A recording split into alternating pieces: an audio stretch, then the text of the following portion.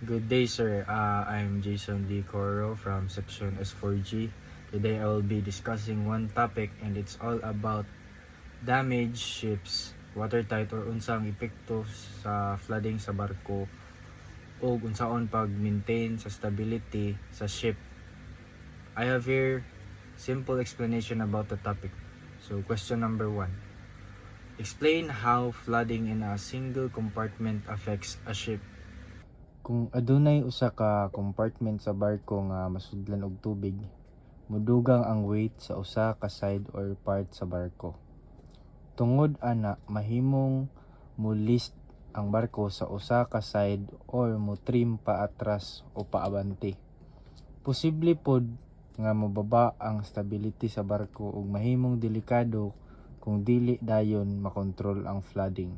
A vessel experiences flooding in the aft peak tank. What will be the immediate effect on trim, and what initial action should the officer take? Kung ang aft peak tank sa likod sa barko ang mabahaan, ang likod sa barko mabugat. Ang immediate effect kay mutrim ang barko paatras or sa stern. Ang first action sa officer kay i-check ang source sa flooding, i-close ang watertight doors, o gamiton ang pumps aron makuha ang tubig. Importante pod nga i-report dayon sa captain ang situation. Question number 3.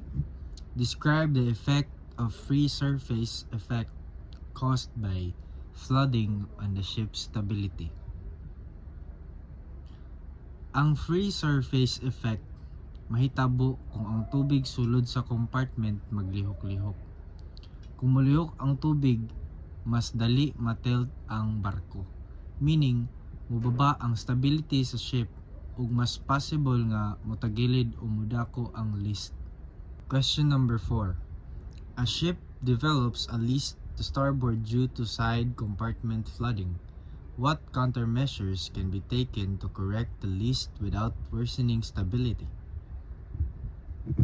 Kung ang barko motagilid sa starboard side tungod sa flooding, pwede buhaton ang pag-transfer sa weight sa opposite side, paggamit og ballast tanks carefully, ug pag-pump out sa tubig kung possible.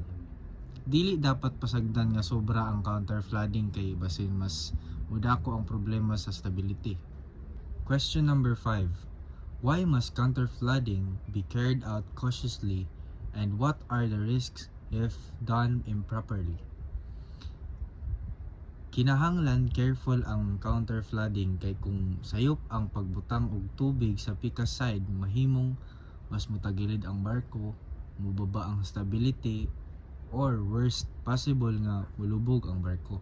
So dapat sakto ang computation o guided sa officers ang pag-counter-flooding. So mauto ang short explanation about damaged ships watertight. Importante kaayo ang proper flooding control o watertight safety aron malikayan ang pagkalunod sa barko ug para safe ang crew ug passengers. That would be all. Thank you and God bless.